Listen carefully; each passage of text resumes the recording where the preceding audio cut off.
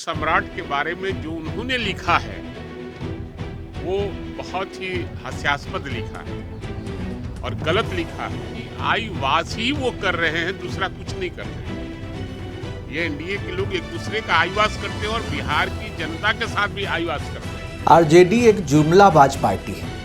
ये लोग समय समय पर यूं ही सरकार गिराते रहते हैं और अपनी सरकार बनाते रहते हैं। हम तो पहले ही से ही कहते हैं कि आरजेडी को दीवा स्वप्न देखने की स्वतंत्रता है। नमस्कार, मैं हूं विशाखा और आप देख रहे हैं गणादेश बिहार। सम्राट अशोक के छिड़े विवाद के बीच राष्ट्रीय जनता दल ने भाजपा पर बिहार की जनता को ठगने का आरोप लगाया है। जी हां, आपको बता दें, राजद प्रवक्ता भाई बीरेंद्र ने कहा है कि एनडीए केवल आईवॉश कर रहा है। बिहार की जनता इस सरकार से मुक्ति चाहती है, जिस पर भाजपा के प्रवक्ता निखिल आनंद ने पलटवार करते हुए कहा कि राजद केवल दिन में सरकार बनाने का सपना देख रही है, जो वो हर महीने करती है, लेकिन हर महीने फिर निराश होकर बैठ जाती है। आइए देखिए कैसे भिड़ गए भाजपा और राजद के प्रवक्ता। दया प्रकाश बड़ी चीज है।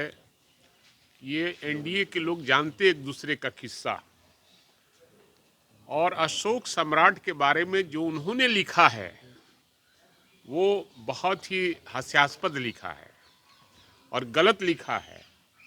और सही बात है कि आईवास ही वो कर रहे हैं, दूसरा कुछ नहीं कर रहे हैं। ये एनडीए के लोग एक दूसरे का आईवास करते हैं और बिहार की जनता के साथ भी आईवास करते हैं। ये पहली घटना नहीं है।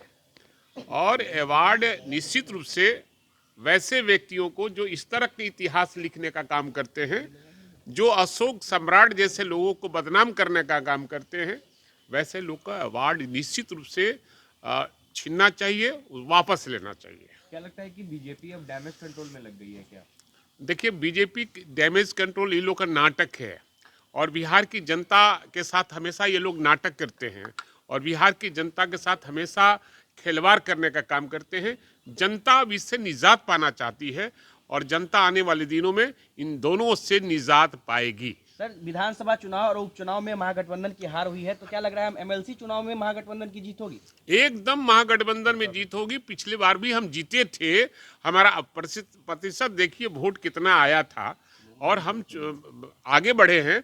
और इसमें भी एमएलसी के चुनाव, जो निकाय एमएलसी का चुनाव है, इसमें हमारी बहुमत से जीत होगी और हम जीतेंगे। महागठबंधन के साथ ही जाइएगा या फिर ये हमारे नेता तय करेंगे किसके साथ हमें लड़ना है, नहीं लड़ना है। और हमारा दल मजबूत है पूरे बिहार में और हम चुनाव लड़ रहे हैं और हमारे नेता तय करेंगे कि किन किन लोगों को कितना सीट दिया जाए। पर एनडीए के नेताओं का कहना है कि ये महागठबंधन का ठग बंधन है। अब सवाल है कि उनके पास कोई विजन नहीं है बिहार के विकास, बिहार के बेरोजगारों को रोजगार देने का, बिहार के किसानों के खेतों में पानी कैसे जाए, उनके उपज का दाम कैसे मिले, ये लोग नहीं कर पा रहे हैं। इसलिए कोई विजन नहीं, इसलिए हमारे बारे में तरह तरह की बातें बोलते रहते हैं। जनता जानती है, पब्लिक है, सब जानती है। आरजेडी एक जुमलाबाज पार्टी है। ये लोग समय समय पर यूं ही सरकार गिराते रहते हैं और अपनी सरकार बनाते रहते हैं।